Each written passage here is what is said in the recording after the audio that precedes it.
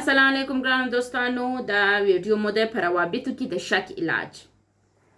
شک موږ کولی سو په چیش باندې درملنه کو. شک داسې یو څه ده چې روابط د منځه وړي، د رواني ناروغۍ سبب کیږي، د فزیکي روانیو سبب کیږي، او شک د دې سبب کیږي چې موږ اصلا خپل د بدن د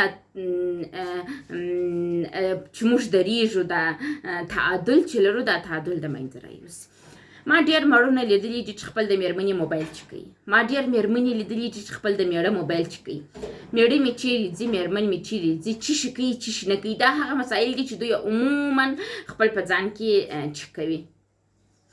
یعنې دا شک د دې سبب ګرځي چې رابطه خرابه کړي، او هم په دا مشترک ژوند کې یو زندان منځته راولي، یو زندان چې تاریکۍ، یو زندان چې رڼا نه لري، یو زندان چې انسان و خودکشي او ناروغیو ته دروي. راځو د شک علاج دی. د شک علاج باور دی. تاسو پوهیږئ د بابل په ښار کې یو فاحشه وه، د دې سره یو ښه انسان واده وکړ.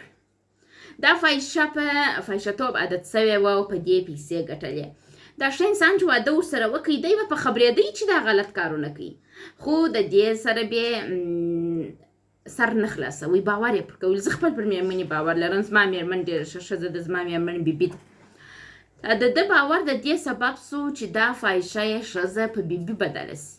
دې نور غلط کارونه ونه کړل، مثبت ښځه سول او خپل مېړه ته وفاداره پاتې سول. د چیشي په جادو باندې خپل مېرمن سمه کړل، د باور په جادو باندې.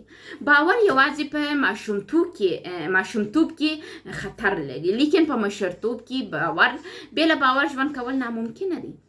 تاسو انسانان که غواړئ خپل په ژوند کې ښه دوستان ولرئ، ښه ژوند ولري، ښه چاره اطرافیان ولري، ښه آزاد ماحول کې ژوند وکړئ، نو تاسو باید باور وکړئ. باور یو فاحشه په بیبي بدلولی سي.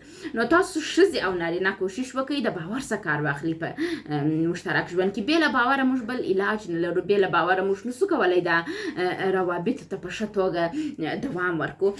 نو ژوند سخت دی، خو بې باوري او شک ژوند موږ ته تر هغه هم سختوي. موږ مجبوره یو په باور باندې خپل ژوند مخ ته بوځو، خو شک داسې یو څه ده چې هغه روابط وشني.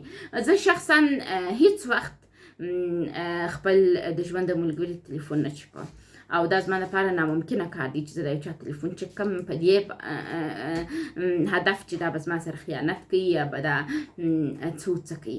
پرېږدئ چې په ازاده توګه هغوی خپل بد در سره وکړي، خو تاسو یې په باور باندې هغه ملا ورماته کوي چې اخر هغه نفر به دا ته درېږي چې زما مېرمن څومره صادقه ده یا زما مېړه څومره صادقه دی، او هغه به تاسو ته جوړ سي. کوشش وکړئ شک په باور بدل کړئ او باور ستاسو ژوند ژغوري. ډېره مننه چې غوږ مو ونیوئ.